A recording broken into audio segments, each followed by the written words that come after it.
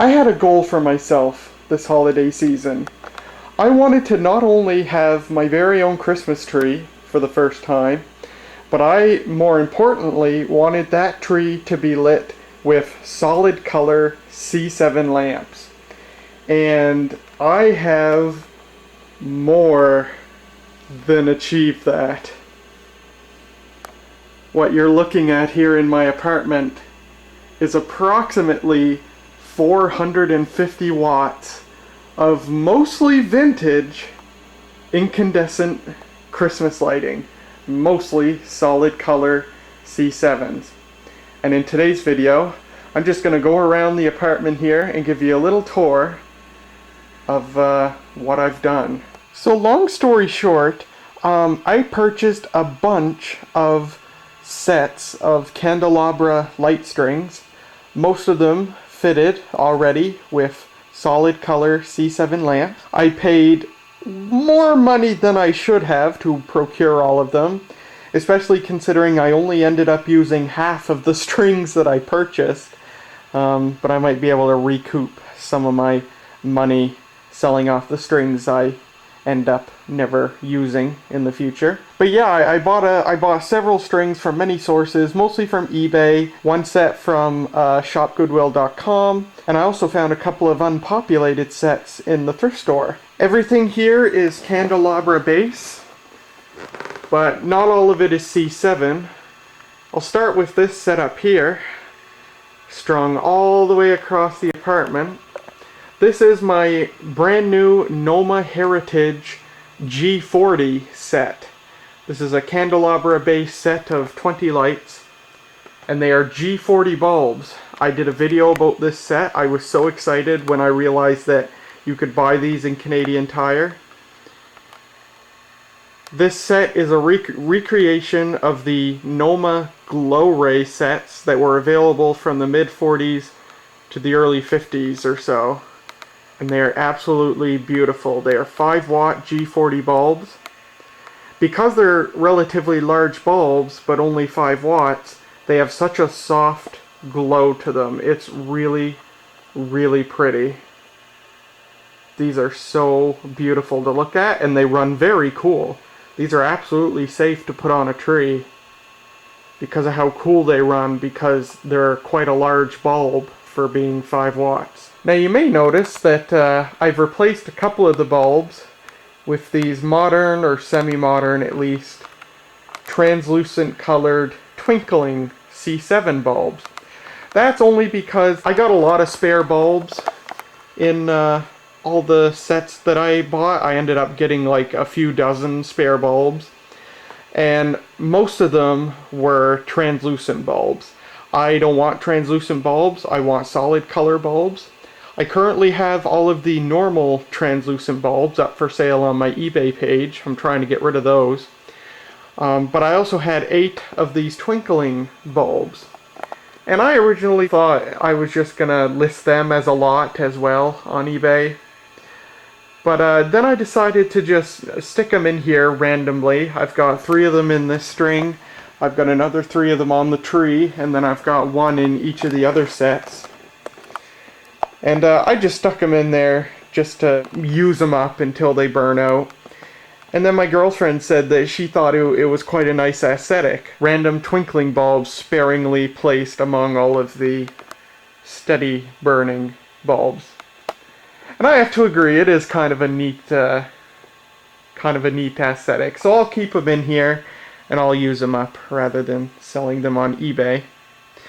But yeah, this is the Noma Heritage glo-ray set. I was concerned with how I was going to mount this on the ceiling. I was originally going to use those hooks that you screw in, but I was concerned about, causing damage, however minor, to this apartment.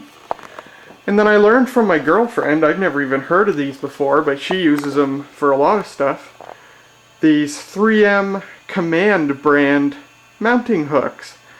They use these special adhesive pads that are very easily removable, and when they do remove, they leave absolutely zero residue or any sign that anything was ever there.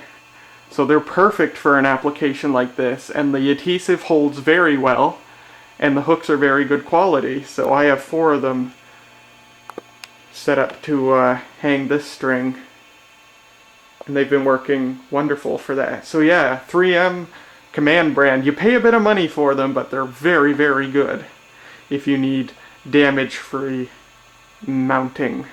This was the first light set that I set up in this apartment, here in the bedroom door frame.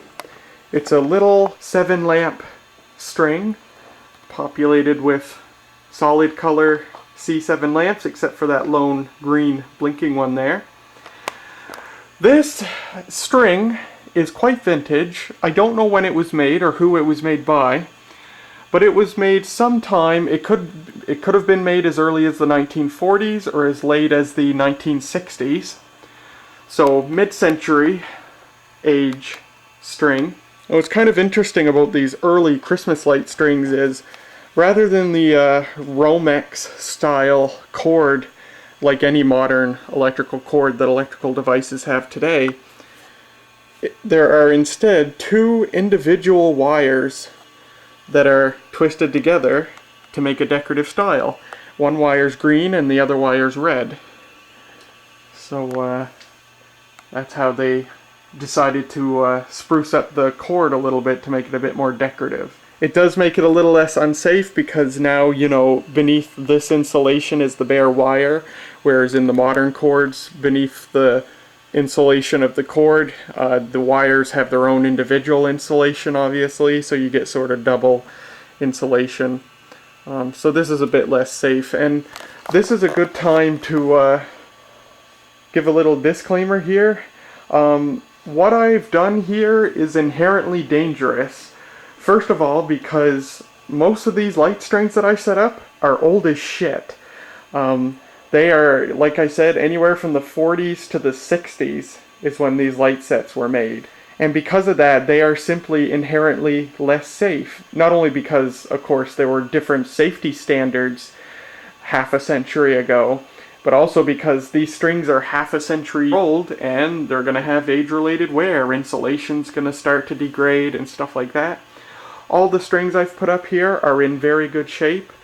I have done some modifications, some slight modernization to a couple of the strings to make them safer, and I'll mention that later in the video. And the other thing is that these C7 lamps, which run anywhere from 5 to 7 watts each, they get hot. Like some of these, I can't touch for more than an instant, or else it would burn my hand. So in this setup, for instance, the bulbs are free hanging. There's no risk of anything getting burned or igniting or anything. On my tree, however, there is a slight risk. Now, I've positioned the bulbs on my tree to make as little contact with the branches as possible. I also did a lot of supervised testing to make sure that, you know, the tree wasn't made out of a material that was going to melt up against the lamps. And I found that my particular artificial tree doesn't seem to melt or burn or anything. The little branches and needles that are up against the lamps, it seems to be resistant to heat in that manner, but not all trees may be. If you have a real tree and you decide to do something like this, you need to keep it very well watered, so there's as much moisture as possible in the needles. So between the heat and the electrical safety, these are far less than modern LED or even modern incandescent light sets, you know, mini lights which run really cool. That's the other thing. Modern incandescent light sets, the mini lights, they're low voltage bulbs strung in series, so the bulbs run at, you know, just a few volts each. These old sets are parallel. The bulbs are wired in parallel. If I unscrew one, all the others stay lit, and each bulb runs at 120 volts. So there's a safety risk there too. And most of these bulbs are very old. They are, again, from the 40s to the 60s. And I have had, in my testing when I first got all these sets, I did have 2 bulbs explode. Not, the actual glass part didn't explode. But what happened in both cases was the internal structure of the bulb had fallen apart, either in shipping or just from age or something, I don't know. And when I plugged the string in and the bulb got power, it was a dead short. And so the whatever structure inside the bulb, which was causing the short, exploded. And in one case, it actually tripped the circuit breaker. So modern incandescent bulbs, they have built-in fuses, so if something like that happens, you're not going to get a violent reaction. These vintage bulbs don't have that. So in the event that a bulb structurally fails inside, it could lead to quite a surprise. In both cases, the bulb made a very loud bang, and for one bulb, it actually blew a hole in the metal base of the bulb. So I unscrewed the bulb, and there's a freaking hole in the base, and the bottom of the glass part of the bulb was charred black. So it was quite a violent reaction. So that's the other thing just to be wary of, is bulbs which, due to age, and they're not internally fused, they could explode when you apply power to them. After that incident I had, every next string I got, I tested on a dim bulb tester, which means I took a 100-watt incandescent light bulb and I wired it in series with the string, so that if there was a short somewhere on the string when I tested it, the 100-watt light bulb would limit the current. This is something you should do for, any vintage light string you got, because there might not only be a fault with a bulb, there could be a fault within the string itself. So a dim bulb test is a great way to make sure that the string and all the bulbs can operate safely and without any nasty surprises like a gunshot bang. So if you're going to do something like I've done here, just know the risks, be careful, and just know what you're doing. And if you don't know what you're doing around this stuff, maybe you shouldn't do it. So anyway, that's just my little disclaimer. But yeah, I got this nice little 7 light string. These 7 light strings seem to be quite common. The two most common sizes in vintage candelabra-based strings seems to be 7 and 15. For modern strings, I've seen, my Noma glo-ray, or Noma Heritage set here, this has 20 lights. And a brand new unpopulated candelabra string, which I bought before I realized that I had enough vintage strings to light everything I wanted. And that had 25 sockets on it. And actually, the website I bought it from, christmaslightsource.com, you can buy strings with up to, I think, like 100 sockets on it or something like that. So modern strings you can get pretty much as long as you want. But as for these vintage strings, 7 and 15 are the most common types. So anyway, yeah, that's this string. Now plugged in end to end with that string is this string hung over the bathroom door frame. And this is actually a slightly more modern string. This is one I found at the thrift store, and you can see it's got modern wiring on it. This string is probably from the 70s, fitted once again with very nice colorful C7 bulbs. Let me get a lower exposure here. You can see just beautiful colors, and that's why I did this whole thing. Is just I love the aesthetic of the old solid color C7 and C9 lamps. As a kid in the late 90s, early to mid 2000s, these were the norm, especially for outdoor lighting. People use mini lights on their trees at that time, just like they do today in a lot of cases. But for outdoors, you saw a lot of these solid color C7 and C9 lamps, and I loved them. I loved them so much. And then they all disappeared in favor of the LED lights. And the LED lights are, they're fine and they save a lot of electricity and stuff. But they just don't look the same. They look so much different.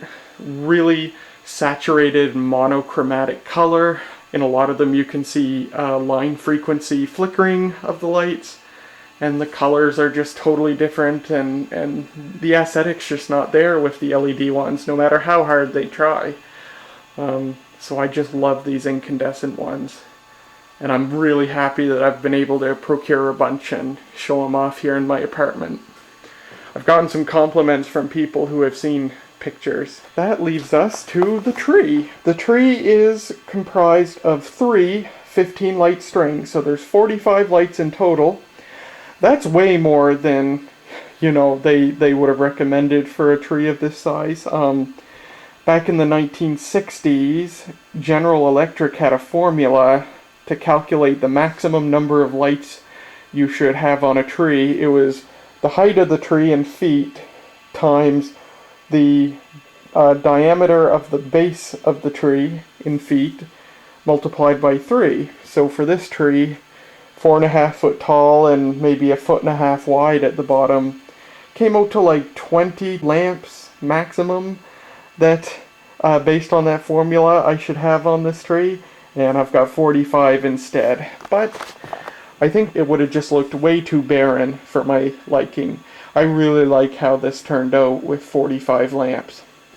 It is wrapped all the way around, so a few lamps are wasted facing the back wall there, but that's no matter.